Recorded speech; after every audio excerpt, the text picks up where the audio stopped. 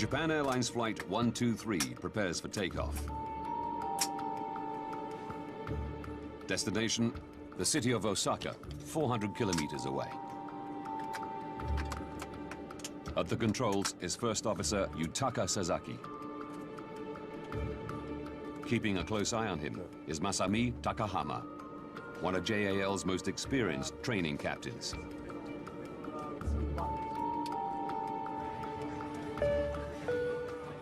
The 26-year-old American Ward Wallach is one of a handful of foreigners on board.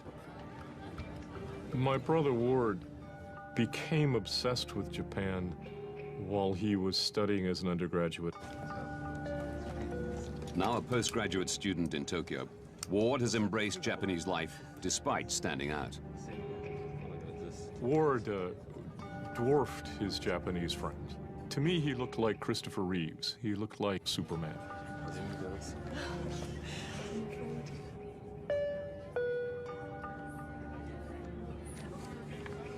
Also on board is Japanese actor and singer Kyu Sakamoto. I think the impression that everyone had of my husband, Kyu Sakamoto, was his smile. He had a big smile when he was performing on television. And he was the same at home. He loved his family. He was kind and someone who always thought of his family.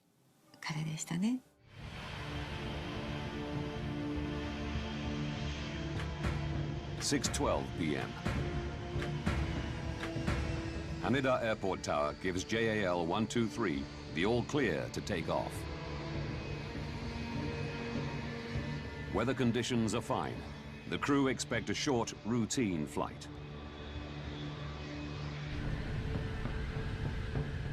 The Boeing 747 begins climbing to its cruising altitude of 24,000 feet.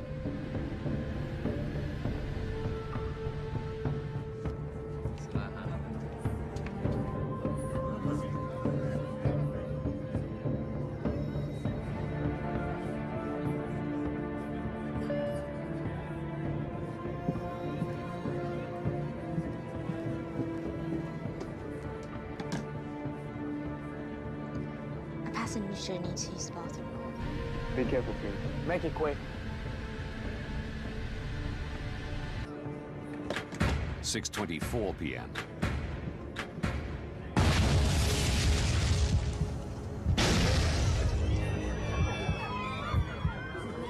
Two explosions rock the plane. Something exploded. The gear door. Check the gears. The aircraft's flight controls don't respond.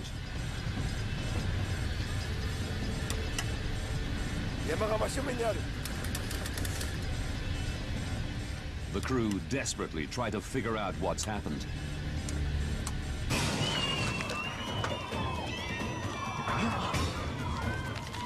Cabin pressure drops.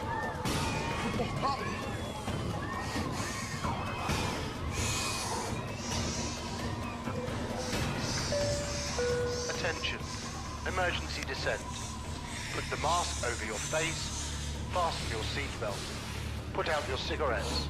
This is an emergency descent. 6:25 p.m.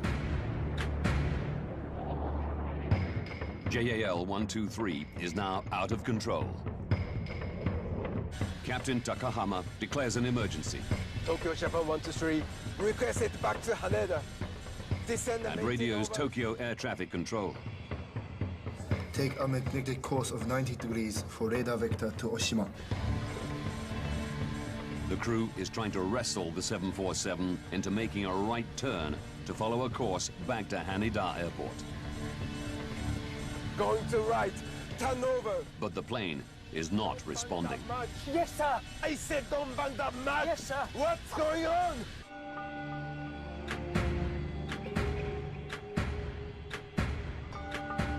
Tokyo Air Traffic Control radios JAL 123. Japan 123, please confirm you have an emergency. That's affirmative. What is the nature of your emergency?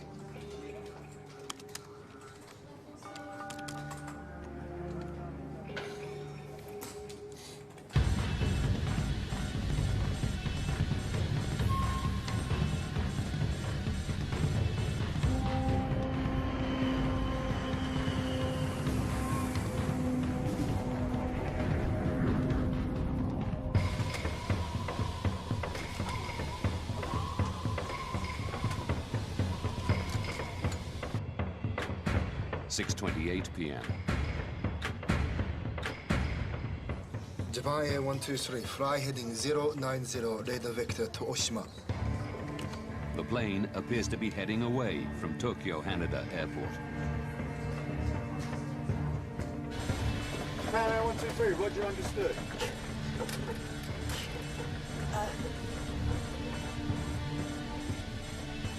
Japan Air 123, uncontrollable. Tokyo Control suggests heading for the closer Nagoya Airport, 133 kilometers away. Your position is 72 miles to Nagoya. Can you land in Nagoya? No, negative. Request back to Haneda. The crew want to aim for the longer runway at Tokyo's Haneda Airport.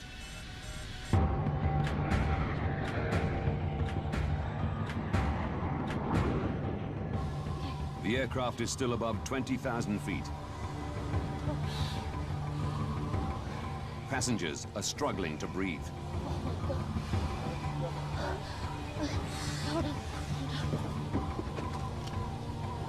There's damage at the back. I don't know what to do. People can't breathe. Captain, the oxygen mask in 5 right failed.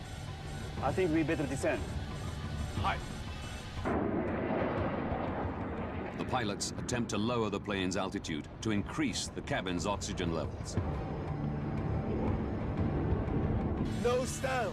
Nose down. Yes, sir. Nose down. Use both hands. Both hands. Yes. 6:38 p.m. How about putting the gear down? To create drag and slow down the 747, the crew drop its landing gear. But a controlled descent is proving impossible.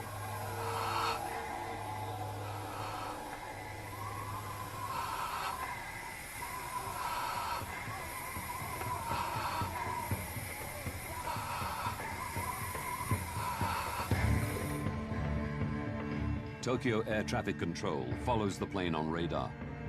Over the next 3 minutes, the aircraft does a complete 360-degree turn, losing altitude all the time.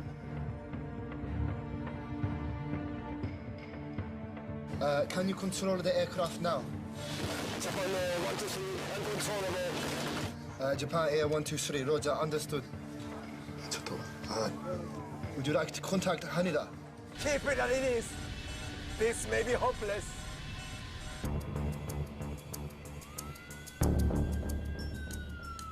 At Yokota, a nearby US military airbase, emergency crews are standing by. Japan Air 123, Japan Air 123, firm coast on guard. If you hear me, fly 423. Is the gear down? 6:47 p.m. The plane has dropped to 7,000 feet. But with little control over its heading, the pilots now face new dangers. Hey, there's a mountain ahead. JAL 123 is now miles off course, deep in the mountainous region northwest of Tokyo. Turn right. There's a mountain there. Take control to the right. Right turn. Right turn, that's right. We could hit the mountain. Yes, I know. The crew battle to lift the aircraft out of danger. Left turn. Put the power on. Left turn now. Left turn.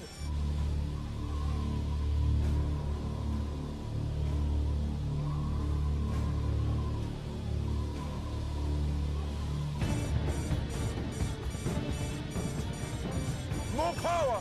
More power.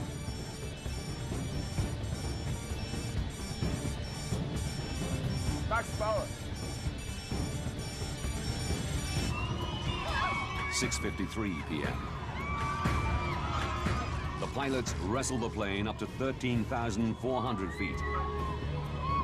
But it's still 65 kilometers northwest of Tokyo Airport. All air traffic control can do is watch.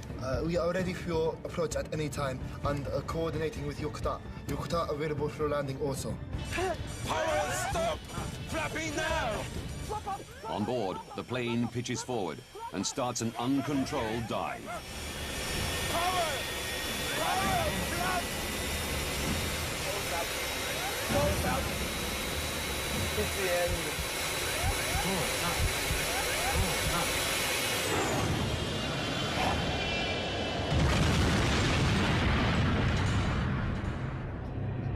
Japan Air 123, do you read?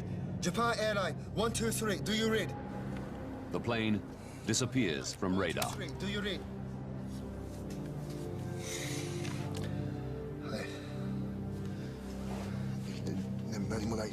The wreckage of a jumbo jet can be seen scattered across the mountains. A specially configured 747 loaded with more than 500 people at the peak of one of Japan's most popular travel holidays, and no signs of survivors. I knew from the breaking news that a plane had disappeared from the radar. But I had no idea if my husband was on that plane or not.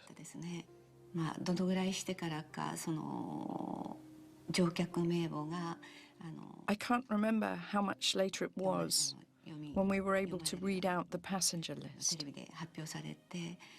When it was announced on television, when I heard it, I knew for certain he was on that flight. How can I put it?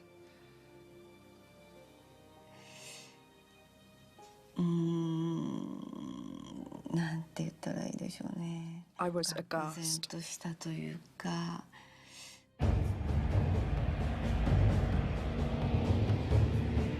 Just 18 minutes after the plane disappears, a U.S. Air Force C-130 locates the wreckage on a ridge of Mount Oshtaka, 100 kilometers northwest of Tokyo. It radios the Japanese authorities with coordinates.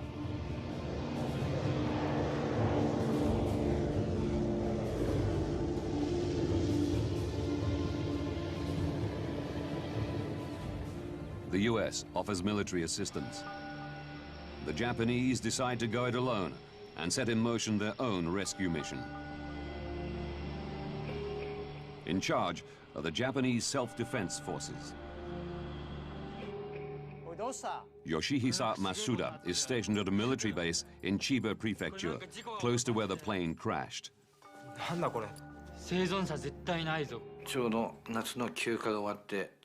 It was just as I returned to headquarters after my summer leave. The base was in uproar. I asked a colleague what was going on, and I was told that the whereabouts of a JAL flight were unknown. The night the plane crashed, the base was put on standby, and people were saying that we were probably going to go out. A Japanese helicopter sent out reports no sign of survivors. The mountain terrain and lack of equipment for nighttime operations slows any larger Japanese rescue effort. It doesn't reach the site until 14 hours after the crash. Miraculously, 4 survivors are found, despite spending a night on the mountainside.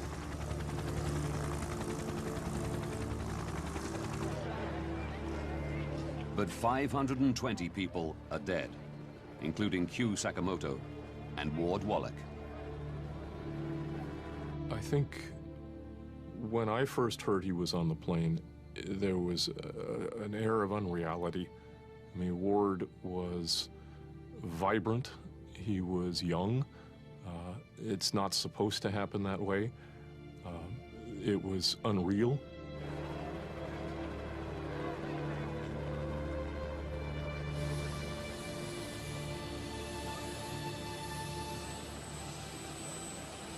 Shortly after the crash, survivors recall hearing the screams of passengers in the wreckage dying out during the night.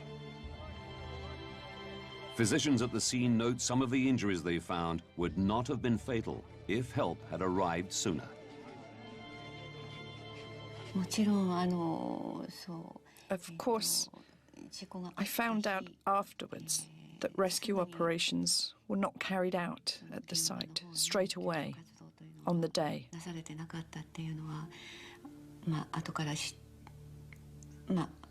But they should have gone straight away. Why?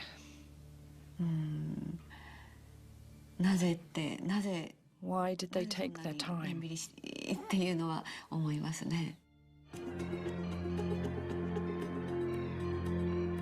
Now, by rewinding the events and going deep into the official investigation, we can reveal what lay behind the deadliest single air accident in aviation history.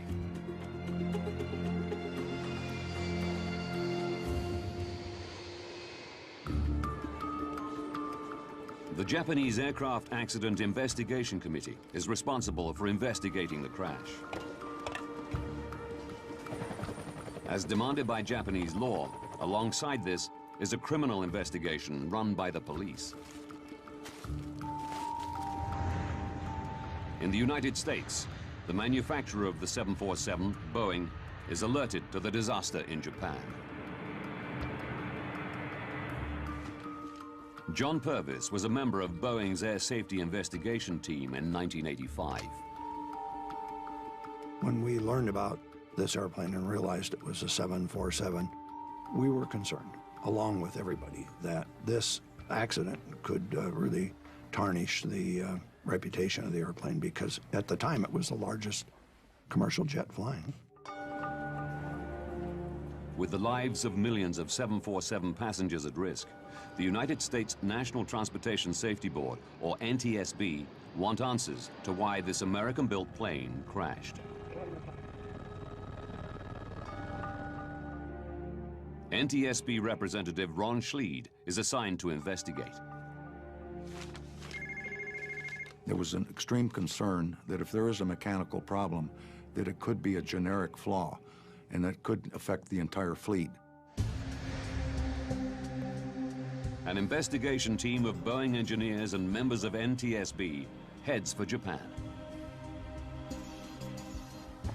But once there, gaining access to the site proves difficult.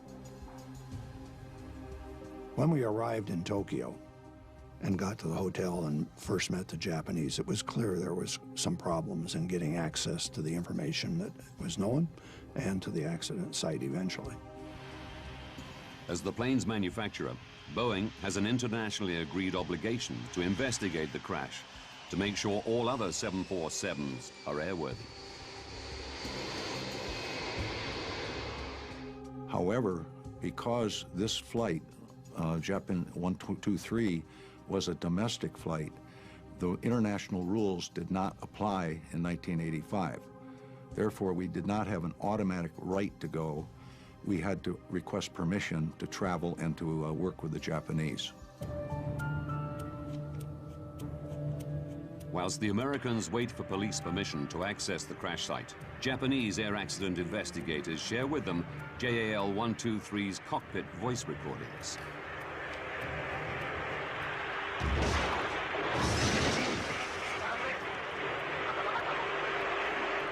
We could hear explosion on the voice recorder. In fact, there were two loud explosions, one right after the other.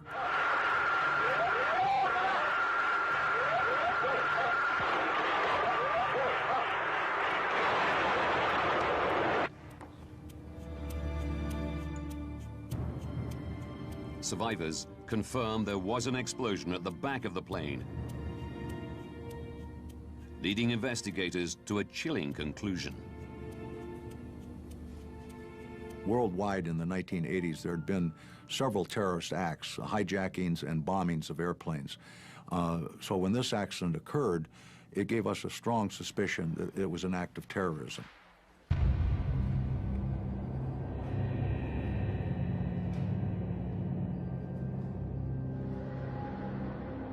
we were very highly suspicious that this was a bomb. Further evidence of a possible bomb detonation comes to light in Sagami Bay, 153 kilometers south of the crash site.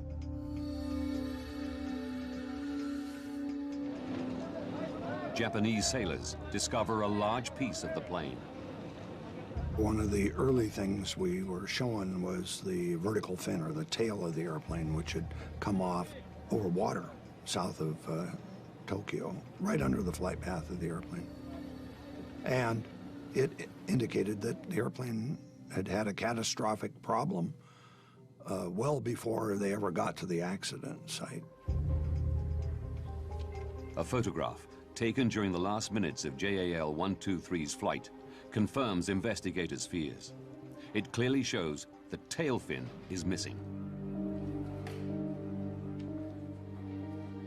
It was, very clear that something unusual had happened.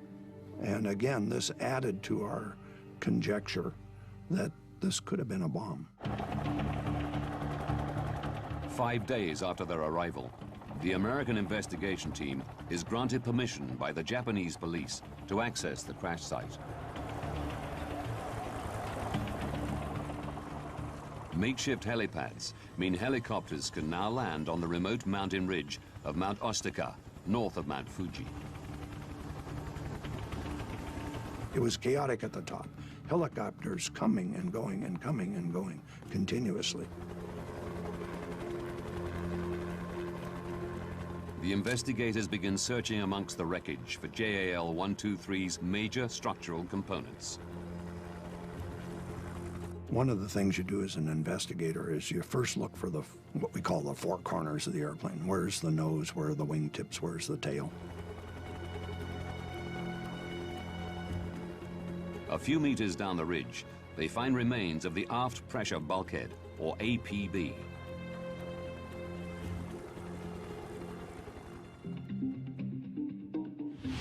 This circular structure is made of a series of overlapping metal plates riveted together. Sitting between the cabin and tail section, it's designed to stop pressurized cabin air escaping through the back of the aircraft. When we first saw the bulkhead, it was, of course, torn up and badly damaged into many pieces, 6 or 8 or 10 major ones and some little ones. And the pieces were kind of triangular shaped.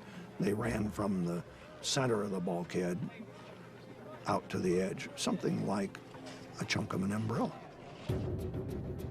The investigators study the APB for the telltale signs of bomb damage. A bomb leaves very distinctive evidence on the metal when it explodes. It has so much energy, it's more energy than you can generate in an actual aircraft crash. But most of the bulkhead wreckage displays damage consistent with a high-speed impact.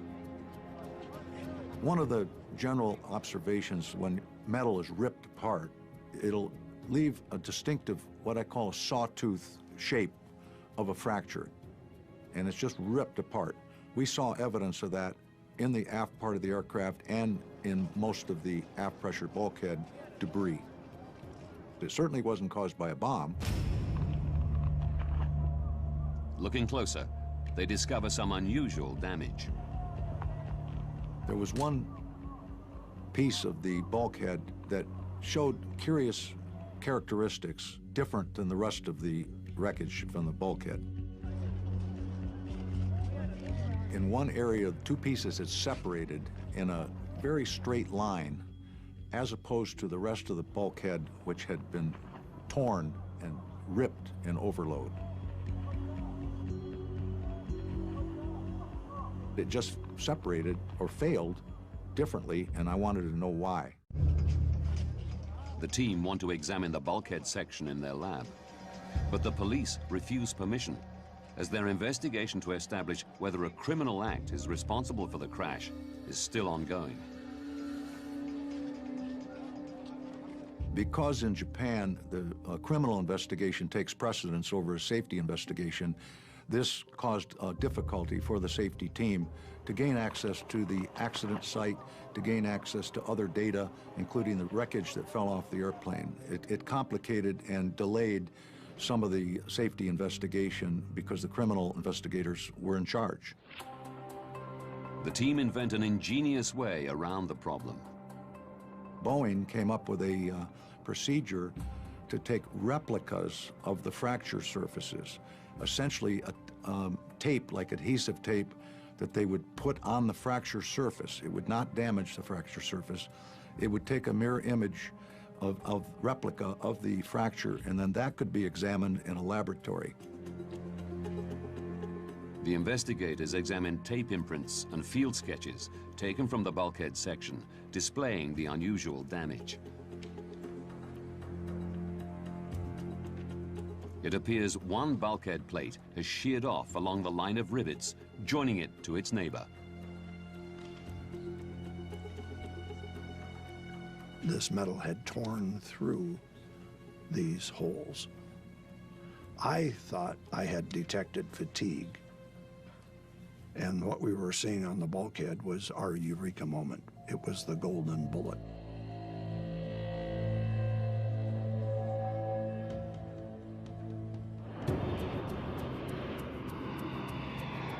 Having detected the telltale signs of metal fatigue, the investigators now need to know what caused it.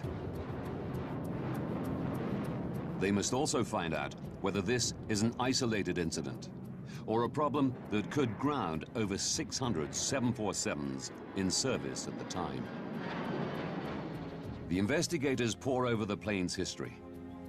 In it, they discover that the plane had once been involved in an unusual accident.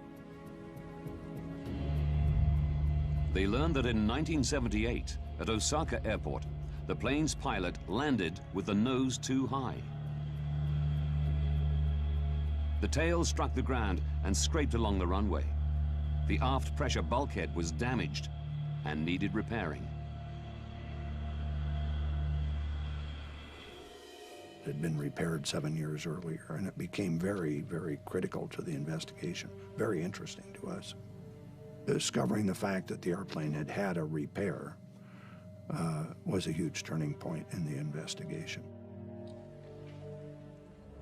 Boeing HQ in Seattle faxed the repair report to the investigative team in Japan. When the airplane had been damaged and the repair crew looked at the airplane, it was clear they were going to have to replace the bulkhead. They elected, I think, to replace just the lower half because of shipping problems with the whole bulkhead. The Boeing engineers designed a repair. They made a drawing and written instructions on how to put the bulkhead back together. The 1978 repair design instructs Boeing engineers to attach the new lower half of the bulkhead to the existing top half. To join them together, they're secured with a splice plate held in place with 3 rows of rivets.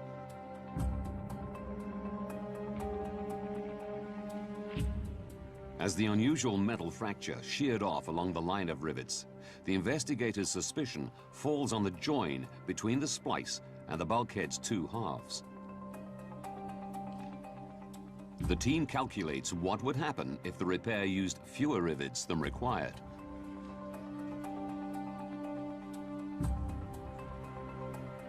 One of the scenarios we considered during our discussions was, what if the repair to the bulkhead was done improperly?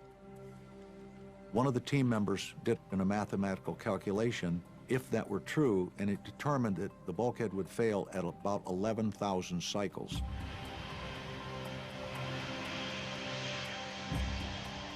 Remarkably, the plane had performed 12,319 takeoff and landing cycles since the repair, very close to the predicted number. It's a breakthrough moment. A faulty bulkhead repair could be behind the world's deadliest single aircraft crash. The investigators now need hard evidence to back up their theory. Japanese police again grant access to the crash site, so the team can examine the wreckage in more detail. So we went right to the area of the pressure bulkhead that had what I considered a curious-looking fracture. We discovered that the repair had not been done as designed. In the process, they had had a place where they had to put in the splice plate, and it had been done wrong. The investigators discover the splice plate from the wreckage is an incorrect size. It appears that to make it fit, the engineers deviated from the repair design. The splice plate, in fact, had been cut into two pieces. The narrower section was fixed with a single row of rivets. The wider section of the splice was fixed with a double row. That rendered that section of the splice basically to 70% strength of what it would have been otherwise. Because of the faulty repair, just one row of rivets takes most of the force during every takeoff and landing pressure cycle. During each cycle, the bulkhead stretches and shrinks like the skin of a balloon. Tiny cracks form and grow around where the rivets punch through the metal. Some 12,000 cycles after the repair, the splice plate shatters. High-pressure air from the cabin bursts through the hole, weakening the bulkhead, causing it to fail explosively. This failure is heard as the first explosion, as high-pressure air from the passenger cabin bursts through the bulkhead. Left turn now! Left turn! Investigators now want to know the reason for the second explosion. Following the discovery of wreckage in Sagami Bay, they know that JAL 123 lost its tail fin 12 minutes into the flight.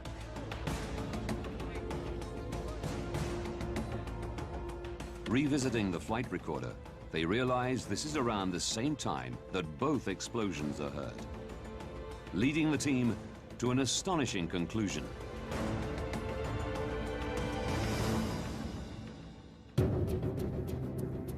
As high-pressure air bursts through the failed bulkhead into the tail section, it blows the tail fin clean off. During the design of the 747, we didn't anticipate a vertical fin coming off or a pressure bulkhead blowing out, and it just wasn't something that was anticipated to happen. The investigators must now find out how an exploding bulkhead and lost tail fin led to the pilots losing control and the plane crashing.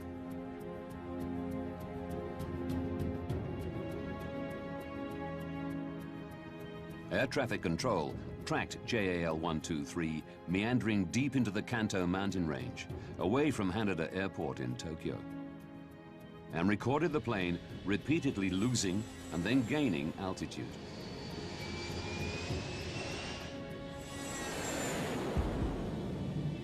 Through plotting the plane's flight path, the investigators recognize a familiar pattern, a type of aircraft motion called a phugoid. As JAL 123 begins to dive, it accelerates. The increased speed generates lift, and as the plane climbs, it slows, causing it to dip again.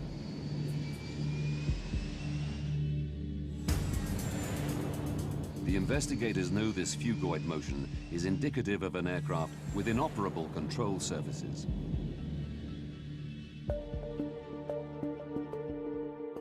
These are critical for banking and controlling the plane's altitude. The rudder, attached to the tail fin, controls yaw, the angle at which the plane flies forward through the air. Loss of a rudder alone will not lead to phugoid motion, but major damage to a plane's hydraulic system will. Large modern airliners, all the flight controls are boosted by hydraulic pressure. There's no way the pilot has enough strength to move the flight controls through cables and pulleys like in the old days. So the hydraulic systems power the flight controls. The team realized JAL 123's hydraulics were critically damaged during the bulkhead's explosion. To get the 4 hydraulic systems up into the vertical fin and to the rudders, all 4 have to go up there. And that means they have to run through the pressure bulkhead to start with, and they have to run up into the vertical fin. As the tail fin rips off, it severs critical hydraulic lines. The aircraft is paralyzed. Once they lost the vertical fin and the hydraulic systems, the pilots were only able to minimally control the airplane with engine power. The airplane continued to fly in circles, up and down, virtually out of control. This explains why the plane flies in a phugoid motion. Why the crew have extreme difficulty controlling the plane's descent. And why it cannot turn back to Haneda Airport and instead descends deep into the Kanto mountain range.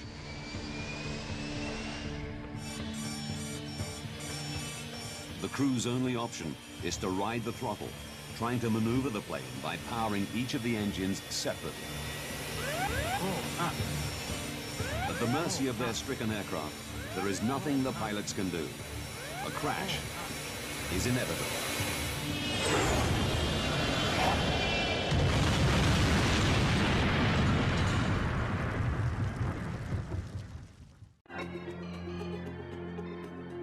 Having delved deep into the investigation, we can now reveal the events that caused the worst single aircraft accident in aviation history.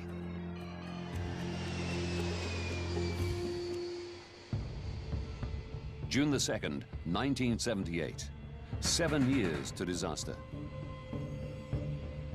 A JAL Boeing 747's aft pressure bulkhead is incorrectly repaired following a tail strike incident, leaving it critically weakened.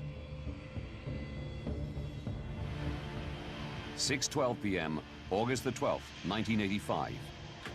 44 minutes to disaster. The same JAL plane takes off from Haneda Airport, Tokyo.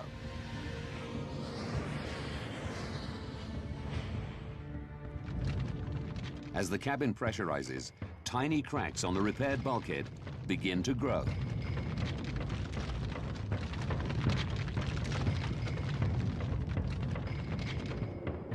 "32 minutes to disaster.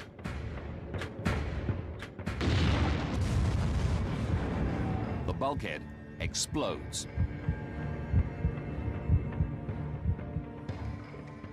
Pressurized air blasts into the plane's tail section, ripping off the tail fin and severing the hydraulic lines. 31 minutes to disaster. Captain Takahama declares an emergency. The pilots fight to control the aircraft, unaware that their basic flight controls are permanently disabled.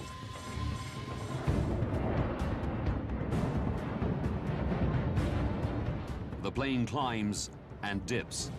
The pilots struggle to maneuver with engine thrust alone.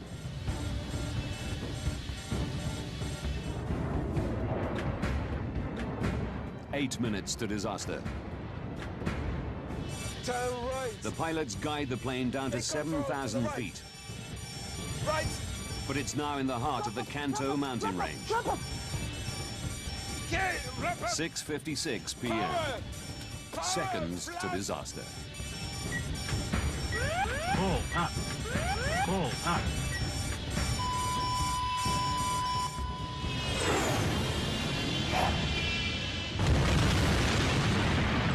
But the tragedy isn't over.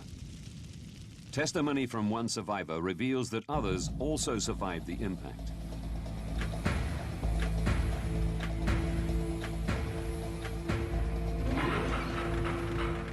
"24 minutes after disaster, an American Air Force C-130 finds the crash site and reports its location to Japanese authorities.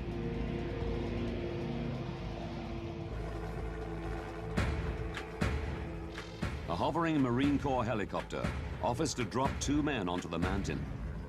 But just a minute later, an order comes through demanding they return to base. 9 a.m., 14 hours after disaster, the first Japanese rescuers arrive on foot at the crash site. How many more passengers could have survived if U.S. forces had been allowed to land becomes a focal point for bereaved relatives. To this day, there is no clear understanding as to who declined U.S. help. No one in the Japanese self-defense force admits to ordering the U.S. crew to stand down. But in response to the crash and subsequent fallout, the Japanese self-defense forces did purchase helicopters and equipment designed for nighttime operations in mountainous terrain. The disaster also has profound ramifications for Japan's air industry. JAL President Yasumoto Tagaki resigns shortly after the accident. The JAL maintenance manager commits suicide. A terrible price had been paid, and now lessons had to be learned. One of the things I got out of this accident investigation was that the accident really was preventable if the engineering work on the repair 7 years before the accident had been scrutinized a little more carefully and done properly, the accident wouldn't have occurred. Boeing confirmed an incorrect repair caused the failure of JAL 123's bulkhead.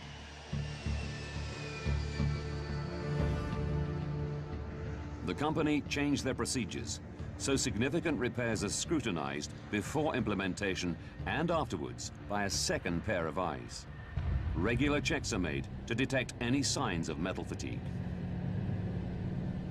To reduce the vulnerability of the 747's hydraulics, a valve was added to the line controlling 2 of the plane's elevators and the lower rudder. If this line is severed, some control should still be possible. I think this accident taught the aviation industry a lot of lessons, things about airplane design and maintenance. It was really an important step in improving aviation safety around the world. JAL admitted no liability for the crash, but offered to pay compensation. 90% of the victims' relatives settled with the airline without going to court. But neither the compensation nor the improvements to safety offered much comfort to the bereaved relatives. There was a sense among, I think, all the victims, but certainly in my family, that this was wrong. What happened was avoidable, that it didn't need to happen.